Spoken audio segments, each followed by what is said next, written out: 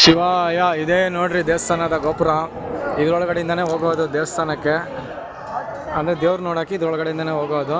ಅಲ್ಲಿ ಕಾಣಿಸ್ತಾ ಇದೆಯಾ, ಸೇಮ್ ಹಂಗೆ ಇರೋದು ದೇವರು, ಸೇಮ್ ಟು ಸೇಮ್. ಇವಾಗ ಅಲ್ಲಿ ಫೋಟೋದಲ್ಲಿ ಇದೆಯಲ್ವಾ, ಈ ಕಡೆ ಶಿವ, ಸೆಂಟ್ರಲ್ಲಿ ರಾಮ, ಈ ಕಡೆ ಸೀತೆ ಇರಬೇಕು ಇಲ್ಲ. ಹಾಂ ಆಯಿತಾ. ಶಿವನು ಮತ್ತು ವಿಷ್ಣು ಇರೋದು, ಹರಿಹರರು ಇರೋದು ಒಂದೇ ದೇವಸ್ಥಾನದಲ್ಲಿ ಪ್ರಪಂಚ ಇದೊಂದೇ ಅಂತೆ. ಅಣ್ಣವರಮಲ್ಲಿ ಇನ್ನೊಂದು ಸೇಮ್ ಬೇಜಾರು ಏನು ಅಂದರೆ, ದುಡ್ಡಿದ್ರೆ ಮಾತ್ರ ದೇವ್ರನ್ನ ಗರ್ಭಗುಡಿ ಒಳಗಡೆ ಕರ್ಕೊಂಡು ನಮಗೆ ಇದು ಮಾಡಿಸ್ತಾರೆ, ಗೋತ್ರನಾಮ ಹೇಳಿ ಪ್ರಸಾದ ಕೊಡ್ತಾರೆ.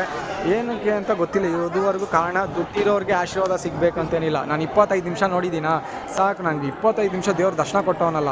ದುಡ್ಡಿರೋರಿಗೆ 5 ನಿಮಿಷ ಗೋತ್ರನಾಮ ಹೇಳಿ ಕಳಿಸ್ಬಿಡ್ತಾರೆ. ನನಗೆ 25 ನಿಮಿಷ ನೋಡಿದ್ದೀನಿ 3 ಸರಿ. ಓಂ ನಮಃ ಶಿವ, ಸರ್ವೇ ಜನ ಸುಖಿನೋ